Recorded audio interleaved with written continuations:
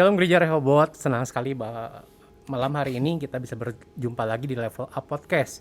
Nah, Level Up Podcast kali ini akan merupakan suatu seri yang luar biasa penting bagi kita bersama. Karena apa? Karena Level Up Podcast kali ini kita akan mengawali dengan kebaktian yang akan dibuka untuk jemaat. Jadi, bagaimana caranya, siapa saja yang boleh hadir, kita akan bahas semua di sini.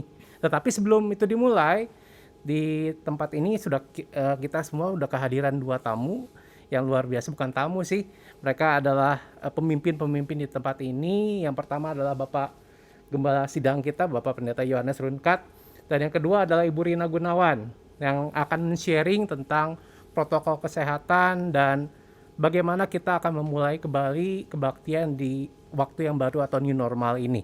Sebelum kita mulai, Om, saya minta kesediaan untuk berdoa bagi kita semua. Ya, mari kita berdoa. Oke. Bapa kami dalam surga, terima kasih Tuhan untuk kesempatan pada malam hari ini kami boleh bertemu di dalam Level Up Podcast untuk membicarakan sesuatu yang penting di dalam rencana kami untuk membuka kebaktian secara onsite seluruh jemaat yang ada di Gereja Rehoboth. Mari Tuhan, apa yang kami akan sampaikan itu boleh menjadi pegangan bagi jemaat yang akan berbakti sehingga tidak akan ragu-ragu untuk datang ke rumah Tuhan dan beribadah bersama-sama. Kami menyerahkan jam pembicaraan pada malam hari ini ke dalam tangan Tuhan. Engkau sendiri akan memimpin dari awal hingga selesai. Dalam nama Tuhan Yesus Kristus, kami sudah berdoa dan mengucap syukur. Amin. Amin. Judul dari Level Up Podcast kali ini adalah Yuk ke Gereja Yuk. Saudara-saudara sekalian, kalau kita ingat bulan ini, bulan Maret adalah tepat 1 tahun Gereja Rehoboth tidak membuka kebaktian untuk jemaat. Memang sejak bulan Juni 2020 kita sudah melakukan beberapa kali satu simulasi yang melibatkan pelayan dan pengurus kebaktian. Hal ini disebabkan karena kita perlu mempersiapkan pengurus dan pelayan Tuhan untuk menyambut kembali jemaat ketika bergabung bersama dalam kebaktian. Saya ingat sekali waktu itu tanggal 17 Maret 2020 kita mengadakan sebuah event di Lembang. Dan event itu berlangsung selama 3 hari 2 malam. Dan tanggal 19 Maretnya kita mau selesai, kita mau pulang dari Lembang, dan pada waktu itu Om Yohanes membuat suatu keputusan penting, yaitu mengalihkan kebaktian hari Minggunya menjadi kebaktian online karena outbreak COVID-19 yang luar biasa di Indonesia pada saat itu. Dan puji Tuhan, di bulan April 2021 Bapak Gembala Sidang sudah memutuskan untuk membuka kembali pintu gereja pada jemaat semua agar kita bisa menikmati kebaktian bersama-sama. Tetapi saya mau bilang sama jemaat Gereja Rehoboth sekalian bahwa kita akan memasuki era baru dalam beribadah, dan banyak hal yang akan kita perhatikan pada malam hari ini, banyak hal yang akan kita mendengar informasi yang baru pada malam hari ini, dan kita mau sama-sama menyongsong kebaktian perdana ini dengan hati yang bersuka cita. Tapi sebelum itu dimulai, saya mau nanya dulu sama Om Yohanes nih. 1 tahun Om, kita nggak ibadah bareng-bareng. Dulu kita pernah bikin Level Up Podcast seri 0, saya bilang bahwa Om adalah salah satu orang yang paling anti meniadakan ibadah untuk jemaat. Dan betul, kita sudah melakukannya setahun Om, meniadakan kebaktian untuk jemaat. Kira-kira perasaannya apa menyongsong 2 April ini Om? Ya tentu menyongsong 2 April ini, terus terang dalam hati kecil saya ada rasa ucapan syukur pada Tuhan. Ya. Karena mulai bulan April atau 2 April pada saat kita merayakan Jumat Agung, pada saat itu kita beribadah bukan hanya dengan pengurus dan pelayan, tetapi sudah dengan seluruh jemaat dengan melaksanakan podcast secara ketat. Nah itu, jadi saya mengucap syukur pada Tuhan karena sudah sekian lama kita tidak bisa berkumpul seperti nanti ini. Iya. Demikian. Oke, tadi Om Yohanes bilang ada prokes yang ketat yang harus kita lakukan bersama-sama. Nah, di tempat ini juga udah hadir Ibu Rina Gunawan yang mungkin para pelayan dan pengurus sudah tahu bahwa dari tahun kemarin Om Yohanes mempercayakan Ibu Rina Gunawan untuk meng-in-charge sebuah satuan tugas keren ya namanya. Sebuah satuan tugas yang berfungsi untuk bagaimana kita membuat SOP untuk jemaat ketika beribadah. Dan tadi ngomongin prokes, Ibu Rina Gunawan pada malam hari ini akan membagikan pada kita semua, sharing pada kita semua tentang apa aja sih yang harus kita perhatikan ketika kita akan kembali berbakti di era new normal ini. Silakan Bu Rina. Oke, selamat bertemu. Mungkin di sini saya akan menginformasikan standar protokol kesehatan yang harus diikuti oleh seluruh jemaat, khususnya mereka yang mau ikut berbakti. Seperti diketahui bahwa dalam keadaan new normal sekarang ini, memakai masker itu udah merupakan suatu hal yang wajib. Ya, jadi pada saat nanti kebaktian akan dimulai, yang pasti jemaat datang harus sudah memakai masker, karena pada saat mereka keluar rumah pun mereka sudah tidak bisa meninggalkan rumah tanpa mempergunakan masker.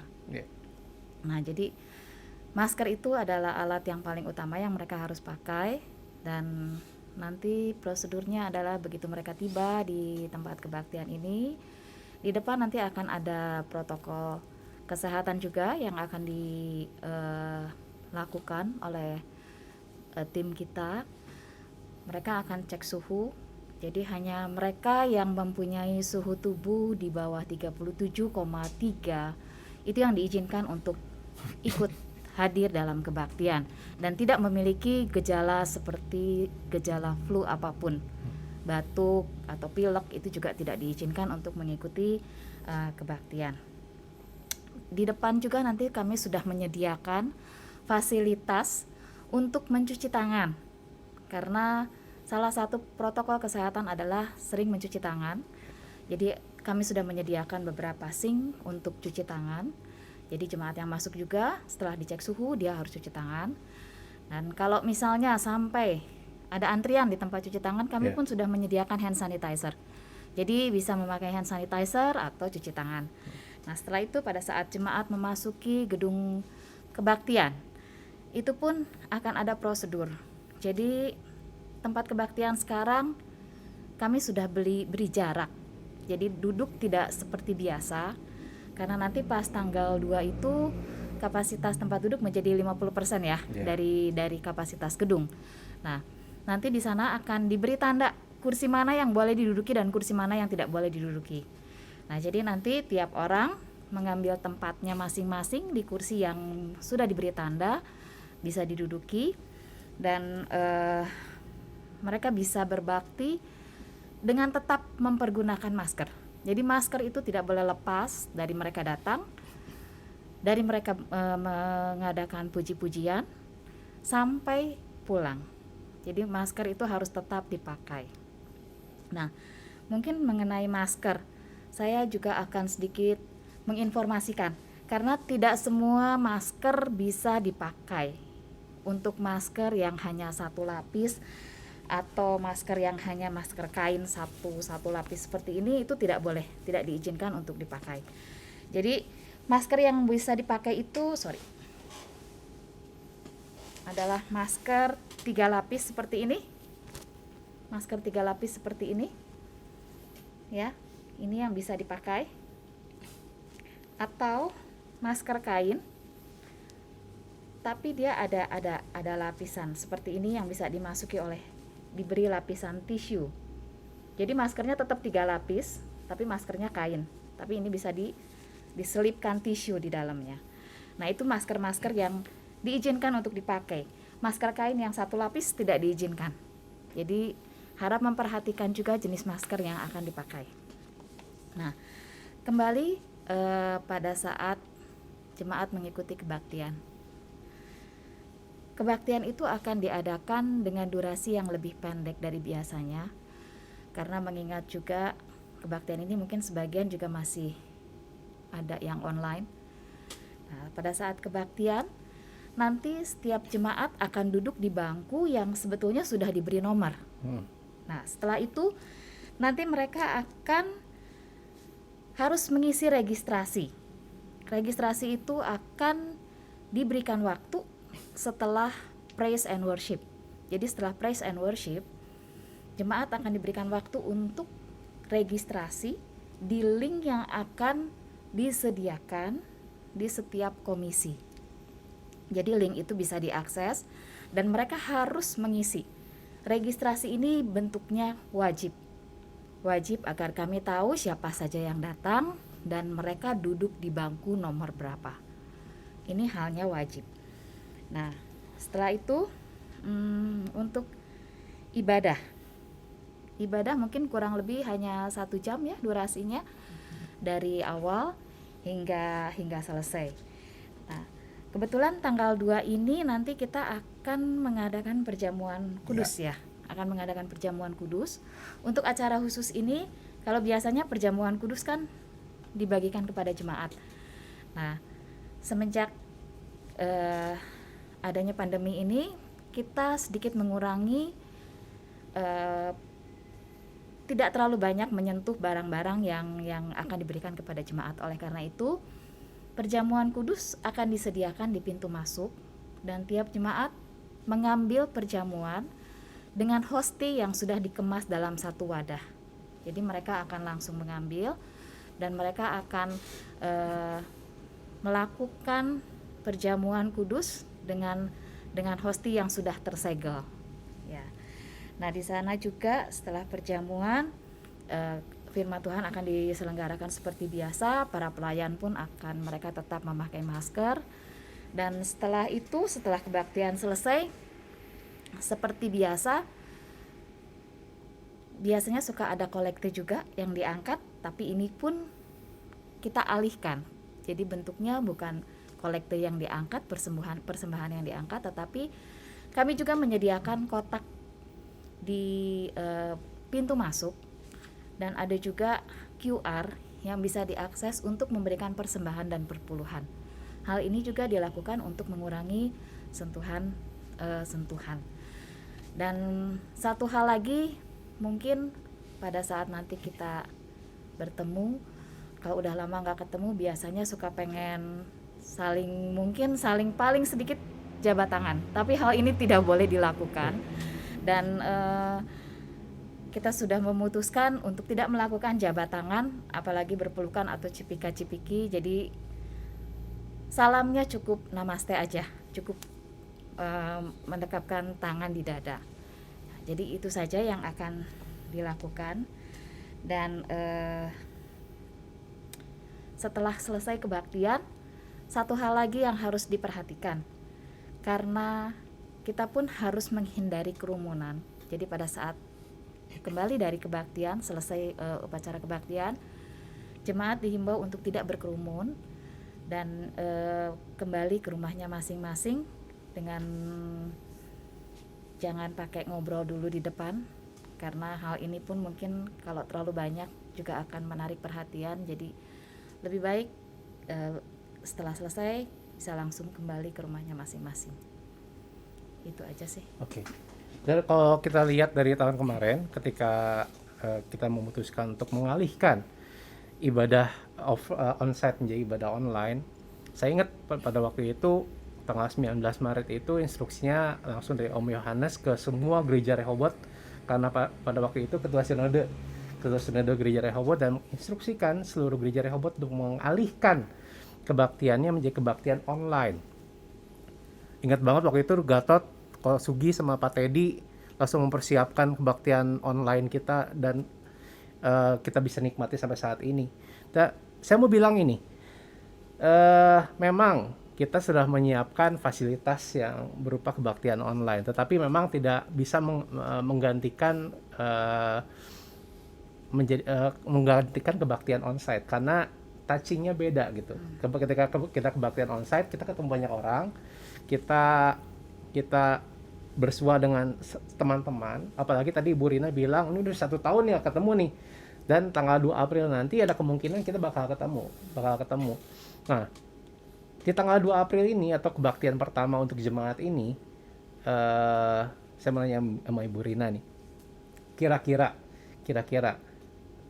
apa yang harus dipersiapkan secara fisik dari jemaat yang akan hadir, terus bagaimana dengan orang-orang yang sudah senior kan kita tahu kan bahwa sebagian besar dari jemaat gereja Rehoboth adalah jemaatnya sudah senior. Ya.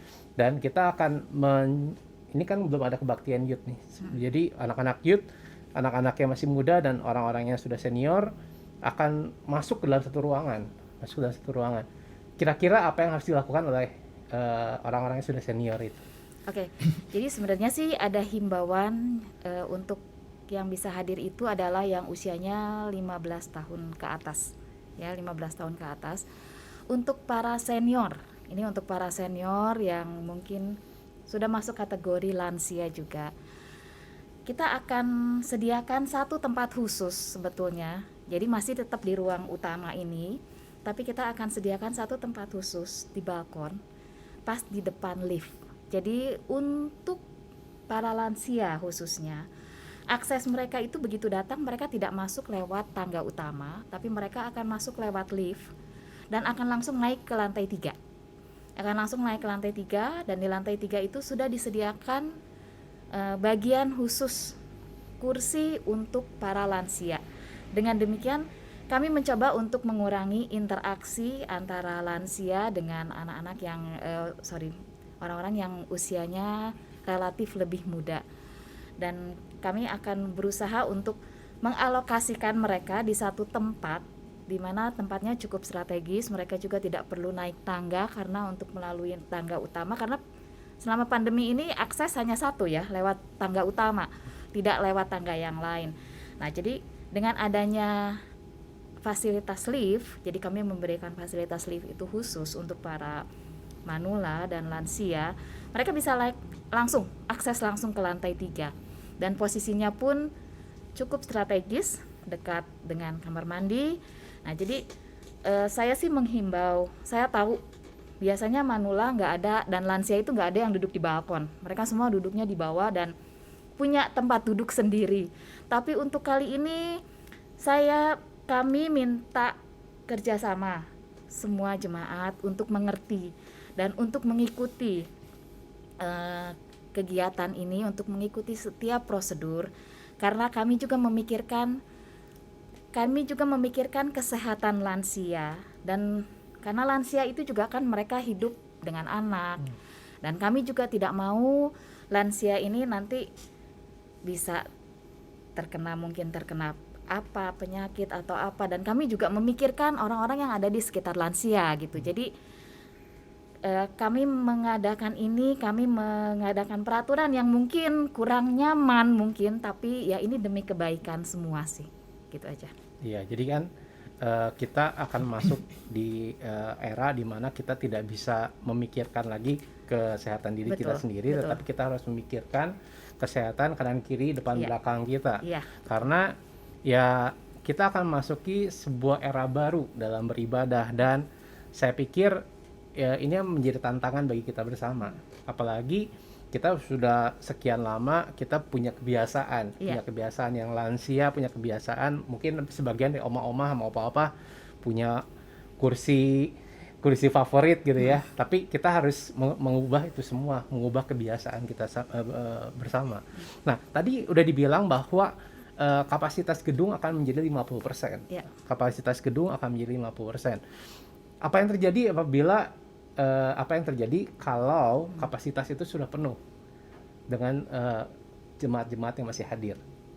Oke, kalau misalnya kapasitasnya sampai sudah penuh, sebetulnya kita masih punya satu tempat yang memang dicadangkan apabila sangat perlu sekali. Kita ada basement, dan kebaktian itu bisa dilihat juga dari basement. Kita bisa relay ke basement, dan kapasitas di basement itu juga cukup banyak, bisa 75 orang kurang lebih. Jadi kalau misalnya sampai penuh bisa nanti kita akan buka, kita pikirkan untuk ada di basement juga. Nah, ini berarti nggak boleh marah-marah juga nih apabila Betul. kemudian sama asyirnya diarahkan ke basement, bukannya dianaktirikan, tetapi kita mau menjaga bersama-sama, menjaga jemaatnya sudah hadir terlebih dahulu, kita mau menjaga kesehatan Bapak Ibu sekalian juga yang mungkin agak sedikit telat datangnya. Jadi bukannya kita pilih kasih, tetapi ini tuh untuk kebaikan bersama. Jadi tema kali ini adalah kita harus menanamkan pada diri kita bahwa ini untuk kebaikan kita bersama nih, Om. Betul. Betul. Dan saya yakin banget keputusan Om ketika waktu tanggal 19 Maret itu adalah untuk kebaikan bersama, Om. Ya. Dan saya mau nanya dulu dong sebelum kita masuk ke materinya. Perasaan Om ketika harus memutuskan kita online dulu seperti apa? Ya memang perasaannya pada saat itu seperti ada satu perasaan kehilangan ya. Ya. Ya. Yang biasanya kita bersekutu, ada interaksi begitu dekat. Apalagi kita sudah seperti keluarga sendiri dan harus online. Harus tidak bertemu. Kami berdua masih minggu pertama, minggu kedua, minggu ketiga tuh masih tiap minggu masih ke gereja. Iya. Masih datang ke gereja dan bisa dibayangkan waktu itu ya. Yang biasanya ketemu banyak orang, nah sekarang harus online gitu ya. Tapi ya tentu itu semua kami lakukan supaya semua jemaat bisa menjaga kesehatannya masing-masing, sehingga apa yang kita lakukan ke depan itu tentu dengan tubuh yang sehat, dengan kekuatan dari Tuhan. Dan seperti tadi Stefan bilang, ya kita tidak hanya mengingat kesehatan kita sendiri, tapi orang lain juga. Nah itu yang penting ya, sehingga kita ada satu kebersamaan di dalam hal ini. Ya. Dulu ketika kita mulai kebaktian onsite untuk pelayan dan pengurus, kita punya satu peraturan di mana yang dapat beribadah adalah orang-orang yang berusia 15 sampai 60 tahun. 15 sampai 60 tahun ya, walaupun ada beberapa yang di atas itu ikutan hadir. Dan ketika kita akan membuka kebaktian untuk jemaat kali ini, kita tidak punya batas atas nih. Kita tidak punya batas atas untuk senior yang mau hadir di kebaktian kita hari Minggu jam 8. Nah, Om bisa, ini kan kemarin Om juga udah pengumuman nih di kebaktian hari Minggu. Kira-kira Om bisa ceritain nggak, Om, kenapa Om bisa menghilangkan batas atasnya, dan kira-kira ini lansia atau senior seperti apa yang punya kriteria seperti apa yang bisa hadir di kebaktian kita? Ya, baik ya. Sebenarnya sekarang itu yang kalau kita baca lagi, dibaca dan dengar ya, perhatikan di televisi dan sebagainya, dari pemerintah sendiri ya, itu tidak pernah menyebut lagi batas atas. 15 tahun iya, ke atas. Nah, tapi dengan syarat bahwa semua lansia itu bisa berbakti. Tapi satu syarat, yaitu harus sehat. Ya, memang bukan rata-rata ya, mungkin banyak juga kaum senior, kaum lansia ini yang punya komorbid ya. Tapi komorbidnya itu nggak sama semua. Ada yang ya ada sedikit-sedikit ya, misalnya hipertensi tapi ringan gitu. Ada, semua juga ada. Tetapi yang penting adalah pada saat berbakti dia harus sehat.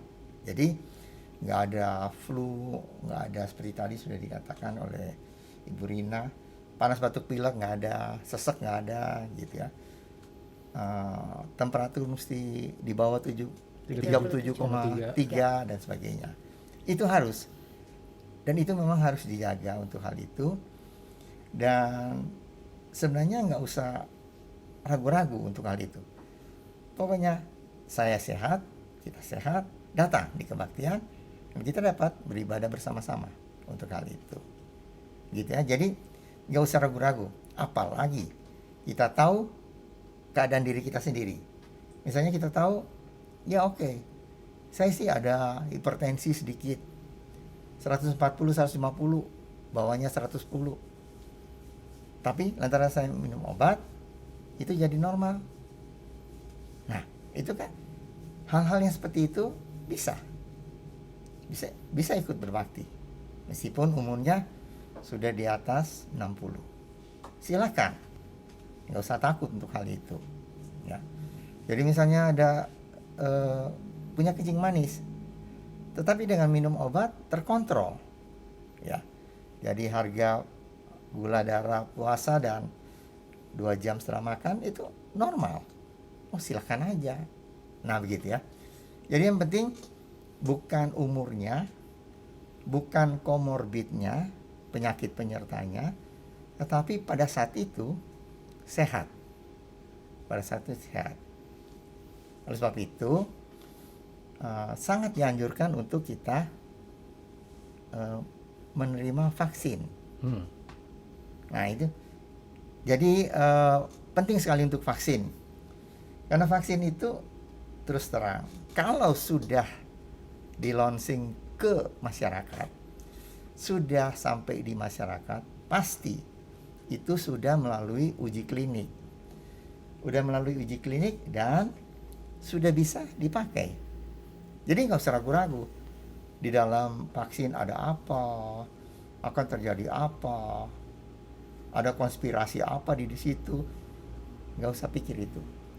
So pasti kalau sudah sampai masyarakat, sudah melalui uji klinik dari pabrik obat manapun, itu nggak usah ragu-ragu. Dan itu tentu untuk semua umur.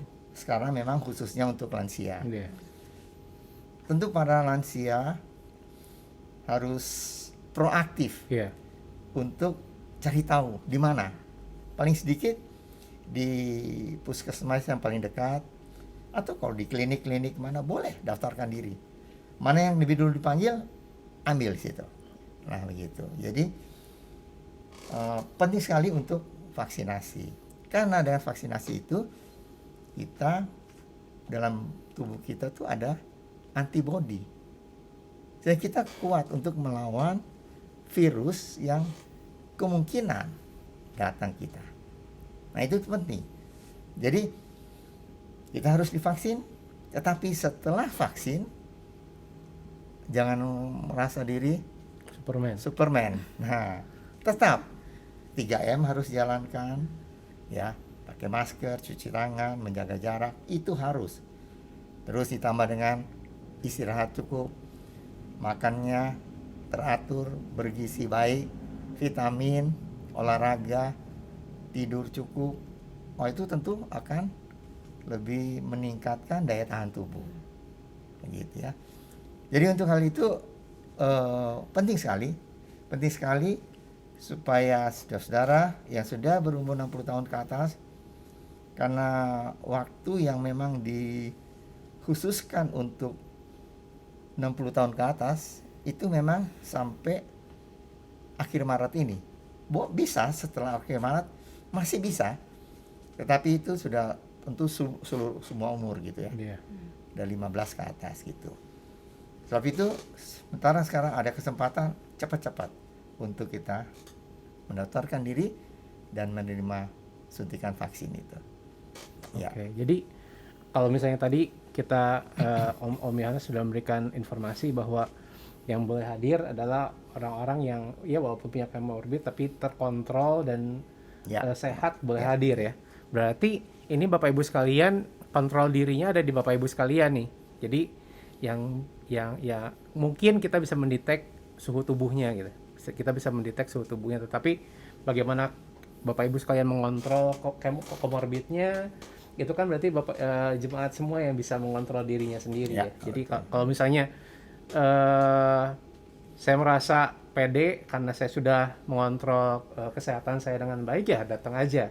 Tetapi kalau misalnya ya misalnya punya hipertensi tapi nggak pernah makan obat, ya boleh dipikirkan kembali untuk lebih mengontrol kesehatan dulu sebelum hadir ke kebaktian, gitu Om ya. Dan tadi ada hal menarik juga yang Om sampaikan untuk para senior di Gereja Rehoboth untuk proaktif. Ya. Untuk proaktif, untuk datang ke puskesmas atau fasilitas kesehatan untuk mendaftarkan dirinya. Soalnya banyak juga pertanyaan nih. Terlebih lagi kalau saya kan banyak terlibat di kebaktian umum, kebaktian komunitas ini. Di KKW itu banyak pertanyaan, kok saya udah daftar via online tapi saya nggak dipanggil-panggil gitu. Kok saya udah daftar via ketua RT-nya tapi nggak dipanggil-panggil. Dan banyak orang juga berpikir ketika saya sudah sekali mendaftar saya otomatis akan segera dipanggil. Berarti nggak kayak gitu ya Om ya? Kalau misalnya kita punya chance lebih cepat dengan kita mendatangi puskesmasnya, lakukan aja, betul? Ya, betul. Tuh, oke. Jadi bisa di puskesmas terdekat, Iya. bisa di klinik-klinik Pratama bisa. Jadi mau rumah sakit bersalin, mau rumah sakit Umum. besar, rumah sakit umum, Iya.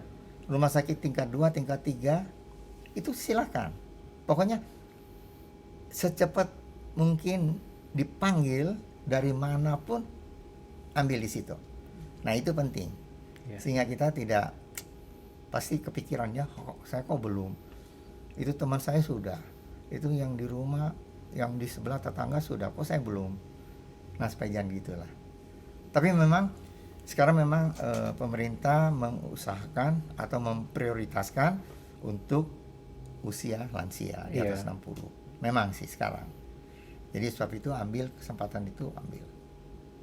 Ya. Oke. Nanti kita akan membuka pintu gereja kembali untuk jemaat. Nah, ini untuk Ibu Rina lagi nih. Ketika jemaat masuk, apalagi yang masih muda kan, masih umur 20, 30, kita kan kenal istilahnya namanya OTG, orang tanpa gejala. Dan OTG ini memang nggak ada gejala gitu. Memang nggak ada gejala seperti biasa aja, seperti orang biasa gitu kan. Tetapi kan kadang-kadang OTG ini bekerja di satu tempat dan tempatnya itu mewajibkan mereka untuk secara rutin untuk tes. Untuk tes. Misalnya nih hari Minggu ke gereja. Dan hari Selasanya dites.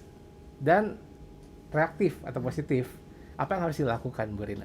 Oke, kalau misalnya sampai ketahuan nih, pas misalnya dirinya ternyata setelah di swab antigen reaktif, yang pertama harus dilakukan pada saat mereka tahu hasilnya dan misalnya minggunya mereka ke gereja, mereka tuh harus langsung lapor ke ketua komisi. Kalau misalnya dia ada di bawah KU1 ya KU1, KU2 atau KU3. Atau kalau misalnya ada anak flame juga yang ikut kebaktian, jadi lapor ke ketua flame-nya. Lapor secara japri ya, Dan nanti karena kita juga sudah punya satu gugus tugas khusus untuk COVID, begitu juga kita juga ada tim dokter di rumah sakit di gereja ini. Nah, jadi nanti dari sana, dari ketua komisi masing-masing, mereka akan melaporkan kepada PIC-nya. Untuk sementara ini adalah saya ke ketua Askol, itu pun secara japri, tidak di grup. Jadi mereka harus melaporkan. Nah, nanti kami akan bekerja dengan tim dokter. Kami akan bekerja dengan tim dokter dan akan menyerahkan informasi ini kepada tim dokter untuk ditindaklanjuti. Nah, dari situ nanti setelah proses itu berlangsung, kami pun akan istilahnya screening. Nah, kenapa tadi saya tekankan bahwa setiap minggu harus registrasi. Ini adalah kepentingannya pun selain untuk data kehadiran, ini juga untuk screening. Jadi pada saat itu kita tahu di mana, di nomor berapa kita duduk, dan orang-orang di sekitarnya itu yang akan di screening, itu yang akan nanti dipantau oleh dokter, tim dokter dari Gereja Rehoboth ini akan dilihat. Karena yaitu yang OTG tadi kan mungkin kelihatannya sehat-sehat, tapi kita kan juga nggak tahu kondisi orang-orang di sekitarnya. Kalau misalnya mereka sampai istilahnya terkontaminasi, mungkin kena atau gimana, dan efeknya mungkin akan berbeda untuk tiap orang. Nah nanti itu yang akan dilakukan oleh tim dokter untuk screening orang-orang di sekitar mereka. Nah jadi itulah kegunaannya registrasi. Jadi sangat ditekankan sekali harus registrasi, siapapun itu. Mungkin kalau untuk manula nanti registrasinya kita akan siapkan para asyir untuk membantu registrasi kalau nggak bisa, karena itu dia pakai link dan itu di handphone ya, di mobile phone ya. Oke. Jadi itu kepentingan dari registrasi. Pentingnya registrasi selama ini mungkin sudah dari bulan Juni kita melakukan registrasi, cuman kadang-kadang kan pengurus dan pelayan juga masih bertanya-tanya ngapain sih setiap minggu harus registrasi. Ternyata ngefeknya sangat besar ya Ci ya. Sangat efeknya sangat besar. Betul. Sekali. Bagaimana kita bisa tracing dan tracking apabila terjadi kasus positif aktif di Jemaat Gereja Rehoboth. Dan ini menjadi sebuah statement juga yang penting untuk jemaat-jemaat yang sudah senior. Mungkin kalau misalnya melihat kami sehat-sehat saja, yang udah masih seumuran kami sehat-sehat saja, belum tentu kami ini orang-orang yang tidak terpapar COVID gitu kan. Jadi ya untuk sementara waktu ini kita akan menempatkan Bapak Ibu sekalian, jemaat-jemaat yang sudah senior di tempat yang sudah disediakan secara khusus. Nah ini Om Yohanes, mungkin kan Om Yohanes salah satu dokter yang disiapkan oleh Gereja Rehoboth untuk menangani apabila terjadi kasus positif di Gereja Rehoboth. Nah kira-kira prosedurnya seperti apa Om dari dokter-dokter ini? Ya, baik. Saya mau sampaikan melanjutkan apa yang sudah disampaikan oleh Bu Rina ya. Jadi kita melanjutkan dengan 3T. Mungkin sudah pernah dengar 3T. T yang pertama itu adalah testing. Testing itu untuk periksa. T yang kedua itu untuk tracing. Tracing itu melacak. Dan T yang ketiga itu treatment. Nah, jadi kita akan ikutin prosedur itu. Kita akan testing. Testingnya tentu dengan cara dokter memeriksa pasien, ya apa itu dengan pertanyaan, dengan anamnesa dan sebagainya, itu kita akan lakukan ya. Tentu semua itu kita akan lakukan secara private, pribadi, tidak akan masuk di grup. Nah setelah dites ternyata positif atau suspek positif, kita mulai T yang kedua, tracing. Nah, seperti tadi dikatakan oleh Bu Rina, kita lihat dia duduk di mana, siapa orang-orang sekitarnya, lingkaran paling dalam dan lingkaran yang lebih luar. Kita trace di situ, di tracing situ, dan kalau kita sudah dapat, maka kita akan treatment untuk orang-orang di sekitar itu. Yang bersangkutan juga, tetapi lingkaran yang paling dalam dan setelah itu satu lingkaran luar dari dia, itu semuanya kita akan treatment. Nah begitu. Nah gitu ya. Jadi nanti teman-teman rekan-rekan dokter akan menghubungi saudara-saudara yang duduk di sekitar orang tersebut dan mereka akan melakukan itu.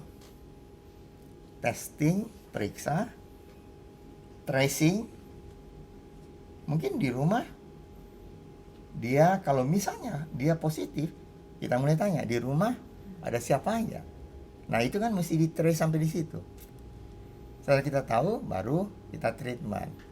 Nah treatmentnya dengan cara ya seperti apa yang dilakukan oleh para medis ya. Begitu. Saya kira begitu ya.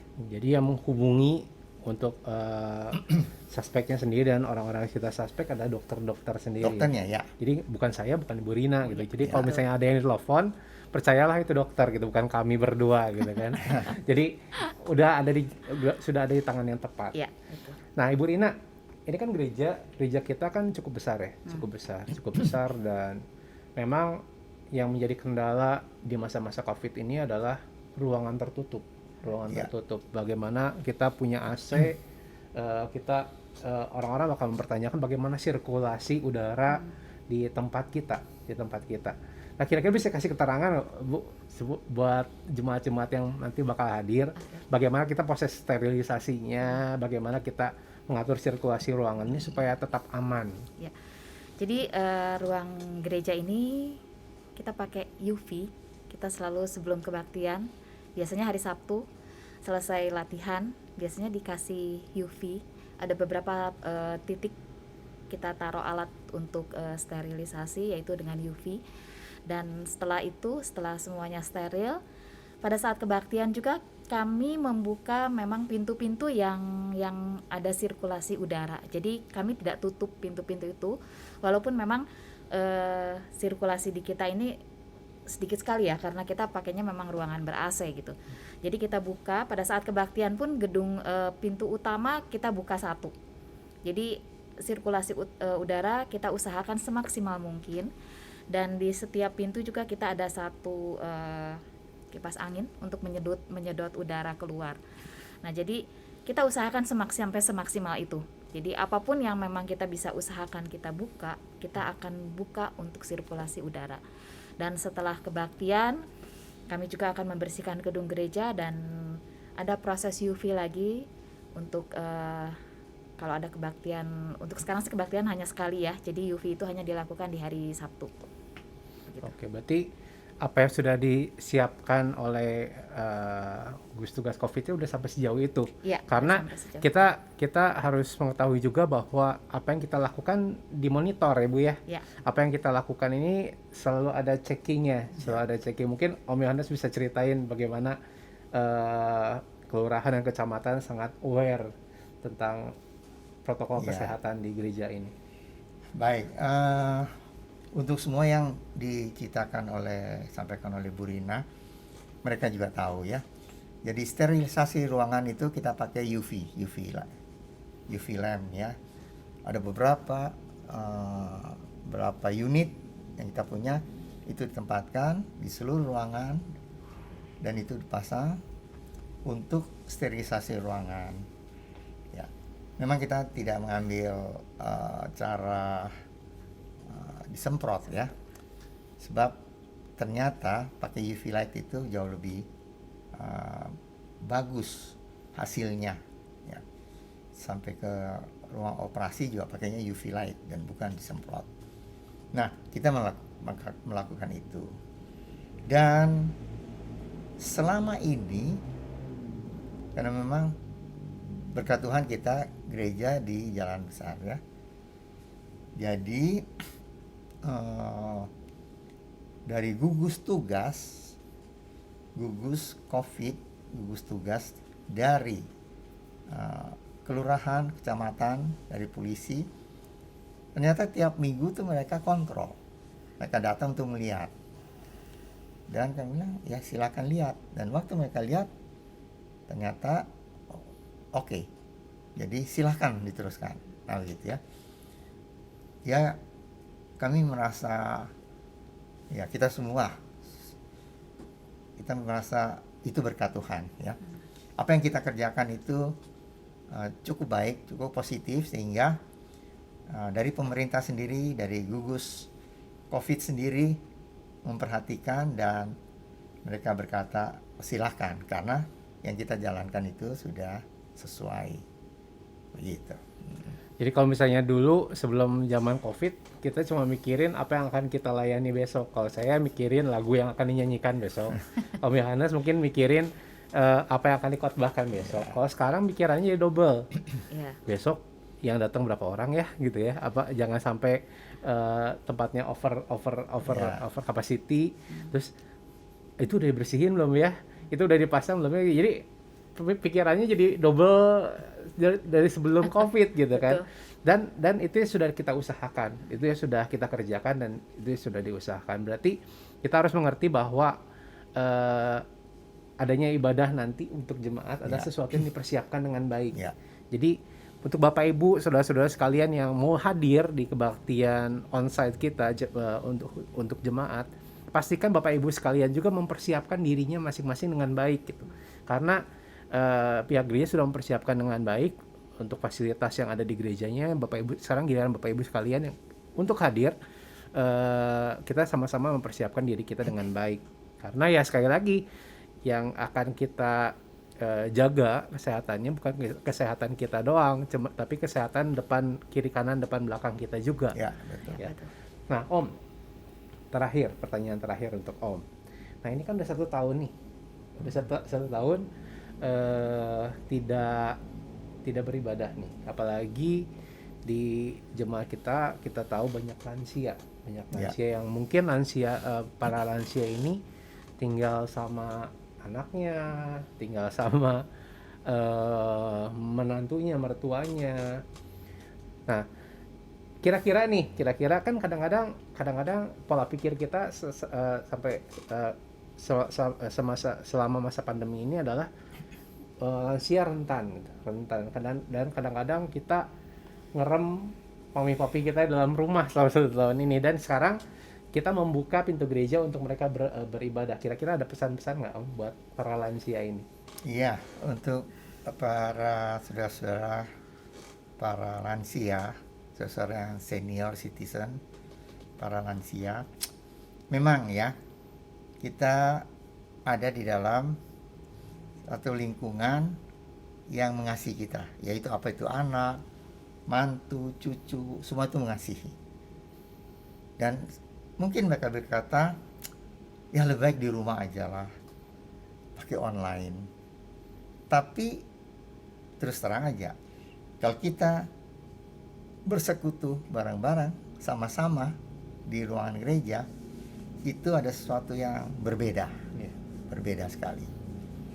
Jadi saya minta untuk para lansia yang akan berbakti nanti tanggal 2, ya sebelumnya sudah ngomong dulu, udah dibicarakan dulu ke anak, mantu, cucu, wah nanti mulai tanggal 2 saya mau ke gereja untuk beribadah bersama-sama ya. Jadi tolong dikemukakan sehingga mungkin mereka juga akan mungkin mereka bertanya, loh namanya gereja sudah persiapkan nih. Oh, gereja udah persiapkan sebaik-baiknya. Nah gitu. Jadi anak-anak, anak mantu dan semua keluarga sekitar kita, saudara-saudara yang lansia, mereka itu dengan rela ya, dan tanpa ragu-ragu lagi ya. Cuma saya tekankan, saya ingatkan pada para lansia untuk tanggal 2 datang di kebaktian, dan mungkin lantaran sudah lama nggak datang di gereja ya, saya cuma mau ingatkan bahwa gereja Rehoboth masih di Dewi Sartika gitu. Ya kan? Jangan bingung, jangan gerejanya udah di mana gitu. Oh enggak, kita tetap di Dewi Sartika gitu. Jadi nomor 3638 di Kota Bandung. Jadi silakan, kita semua akan terima dengan senang hati, kita semua akan bersukacita bersama-sama dan makan perjamuan bersama-sama. Ya. Okay. Oh, untuk perjamuan sendiri nanti kan tadi Ibu Rina bilang akan disiapkan di pintu itu. Kalau buat lansia disiapkan di mana? Kalau buat lansia kita akan siapkan di lantai 3 karena mereka kan tidak melalui gedung utama. Dan mungkin di sana nanti karena lansia itu juga mungkin mereka akan sedikit kesulitan. Jadi mungkin kami akan siapkan usher untuk bawa di baki, tapi mereka bisa ambil sendiri. Nanti kita siapkan juga misalnya alat untuk bukanya karena mungkin untuk yang pertama kali baru mencoba untuk membuka anggur perjamuan dan hosti itu memang agak sedikit ribet karena kita nggak biasa ya. Jadi emang harus ada bagian yang dibuka dulu, yang bagian hostinya, baru nanti dibalik dibuka bagian anggurnya, dan nanti kami akan sediakan asyar khusus untuk memperagakan gimana caranya, dan mungkin juga kami akan membantu, tapi dengan prosedur kesehatan juga, dengan protokol kesehatan juga. Kami akan mungkin pakai sarung tangan untuk bantu untuk membuka khusus untuk para lansia. Dan nanti juga dari pihak Sermin akan menyiapkan video bagaimana kita menghadapi kebaktian di era new normal. Jadi untuk Bapak Ibu sekalian, para senior juga, para jemaat yang mungkin usia masih muda juga, pastikan Bapak Ibu sekalian dan saudara-saudara sekalian terdaftar di grup WhatsApp masing-masing komisi kebaktian. Jadi di situ nanti kita akan share bagaimana prosedur datang ke tempat ibadah di era new normal dan bagaimana kita bisa menikmati perjamuan kudus di era new normal ini. Jadi pastikan Bapak Ibu sekalian terdaftar di grup WhatsApp jemaat komisi masing-masing tempat Bapak Ibu sekalian beribadah. Nah, untuk terakhir kalinya Om, saya minta Om sama Cirina berikan sepatah dua patah kata untuk jemaat-jemaat kita menyambut kebaktian bersama dengan jemaat tanggal 2 April nanti. Dari Om dulu. Ya, tentu saya ngajak kita semua untuk kita berdoa bersama-sama. Karena pertemuan pada tanggal 2 itu sesuatu yang indah. Ya. Kita bersukacita dalam Tuhan di dalam satu ibadah, ya, di dalam ruang gereja. Dan sekali lagi, ya seperti tadi saya bilang, karena udah lama nggak datang ke sini, nggak datang ke gereja, jangan ragu-ragu, ya. Alamat Gereja Rehoboth masih tetap di Sartika. Jadi silakan datang, kita bersukacita bersama-sama di dalam Tuhan. Oke, dari Ibu Rina. Kalau dari saya sih sama tadi kata juga, kita mempersiapkan hati. Kita siapkan hati kita, hati untuk bukan saja hanya untuk memuji mendengarkan firman Tuhan, tapi kita juga untuk siapkan hati kita untuk kita juga mengikuti setiap protokol kesehatan. Karena mungkin banyak hal-hal yang akan dibatasi, banyak hal-hal yang akan berubah, tapi kita juga harus siapkan hati kita untuk kita bisa menerima setiap perubahan itu. Jadi untuk kita juga taat kepada perubahan itu, karena ini semua juga demi kebaikan kita bersama, karena kita pun mau kita beribadah dalam keadaan sehat. Minggu-minggu yang depannya juga kita tetap mau beribadah dengan keadaan sehat, dan bukan hanya untuk diri kita sendiri, tapi untuk orang-orang di sekeliling kita yang kita kasihi. Gitu aja. Jadi kalau misalnya nanti di kebaktian mendatang, apabila ada jemaat yang mungkin jangan gini, jangan di sini gitu ya, dikasih sedikit peringatan dari asyarnya, itu bukan karena kita menganaktirikan Bapak Ibu sekalian dan saudara-saudara sekalian, tapi karena kita mengasihi Bapak Ibu sekalian. Betul. Apa yang nanti kita atur adalah untuk mengasihi jemaat Gereja Rehoboth yang hadir di kebaktian tiap minggunya. Terima kasih Om Yohanes, terima kasih untuk Ibu Rina atas waktunya. Jelas banget apa yang harus kita lakukan, apa yang harus kita siapkan untuk menyambut kebaktian onsite pertama untuk jemaat ya. Ditekankan untuk jemaat, karena sebenarnya kebaktian onsite kita udah melakukannya bulan Juni 2020. Tapi untuk jemaat ini adalah perdana. Jadi terima kasih banyak untuk informasi yang di-sharingkan, informasi yang diberikan untuk jemaat Gereja Rehoboth. Dan Bapak Ibu sekalian, buat Bapak Ibu sekalian yang belum follow akun sosial media kita di Instagram Gereja Rehoboth, atau belum lihat YouTube channel Gereja Rehoboth, pastikan Bapak Ibu sekalian untuk mencek informasi-informasi yang akan diberikan seputar ibadah dan seputar event-event yang akan diadakan oleh Gereja Rehoboth di akun sosial media Gereja Rehoboth dan YouTube channel Gereja Rehoboth. Dan sekali lagi, buat Bapak Ibu sekalian yang merupakan jemaat Gereja Rehoboth tetapi belum terdaftar di grup WhatsApp jemaat Gereja Rehoboth sesuai dengan komisi masing-masing, pastikan Bapak Ibu sekalian terdaftar di grup WhatsApp masing-masing komisi itu, karena di grup-grup itulah akan diberikan link untuk meregistrasikan kehadiran Bapak Ibu sekalian ketika Bapak Ibu sekalian menghadiri ibadah di Gereja Rehoboth. Oke, selamat malam. Saya pastikan apa yang kita sharingkan pada malam hari ini bisa membawa berkat bagi kita bersama. Dan sebelum kita berpisah satu sama lainnya, saya minta sekali lagi Om Yohanes untuk menutup podcast kita ini dalam doa.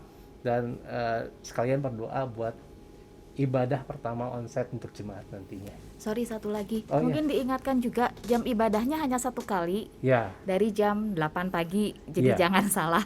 betul, Jangan betul, salah betul, datang betul, jamnya. betul. Nah, karena mungkin kalau jemaat kan baru ya. Iya. Baru. Apalagi kan jemaat-jemaat kita kadang-kadang ada yang datang Ya, 2 jam sebelum ibadah. Jadi jam 8 sampai jam 9. 9. Iya. Silakan Om Yohanes. Baiknya kita akan tutup dengan doa. Iya. Iya. Bapa kami dalam surga, terima kasih Tuhan untuk percakapan kami pada malam hari ini. Kami sudah memberikan satu keterangan di mana kami boleh mempersiapkan diri untuk bersukacita bersama-sama di dalam kebaktian onsite perdana dengan jemaat dimulai pada tanggal 2 April yang akan datang jam 8 pagi dengan perjamuan kudus. Pada saat itu dan perayaan Hari Raya Orang Kristen yaitu Jumat Agung. Terima kasih Tuhan. Kami berdoa, kami serahkan kebaktian itu ke dalam tangan Tuhan. Kiranya Tuhan sendiri akan memimpin, Tuhan sendiri akan mempersiapkan semua pelayan-pelayan Tuhan yang akan melayani pada saat itu, baik pemain musik, WL singer, hamba Tuhan yang tergabung di dalam AVD, dan juga hamba Tuhan yang akan membawakan firman Tuhan, dan seluruh jemaat yang akan hadir di dalam rumah Tuhan. Kami semua boleh bersuka cita di dalam Tuhan. Mari Tuhan, kami serahkan ibadah itu ke dalam tangan Tuhan. Engkau sendiri akan memimpin dari awal hingga selesai. Terima kasih Bapa untuk berkat Tuhan. Kami sudah tahu apa yang kami harus lakukan dalam menyongsong ibadah secara onsite di rumah Tuhan dimulai pada tanggal 2 April yang akan datang itu. Terima kasih Tuhan untuk berkat Tuhan. Kiranya Engkau sendiri Tuhan akan menyertai kami semua melewati malam hari ini. Besok kami boleh bangun dengan tubuh yang sehat, dengan rahmat yang baru dari Tuhan. Kami percaya Tuhan, Engkau sudah mendengar doa kami yang kami naikkan dalam nama Tuhan Yesus Kristus yang menjadi juru selamat kami yang hidup. Haleluya. Amin. Amin. Sekali lagi terima kasih Om Yohanes, Sama-sama. Cirina. Selamat malam juga buat jemaat Gereja Rehoboth yang sudah menyaksikan podcast Level Up dari awal sampai akhirnya. Nantikan podcast-podcast selanjutnya di bulan-bulan selanjutnya yang akan mengangkat materi-materi yang tentunya akan menarik dan bisa menambah wawasan kita secara iman sebagai orang Kristen. Selamat malam, Tuhan Yesus memberkati.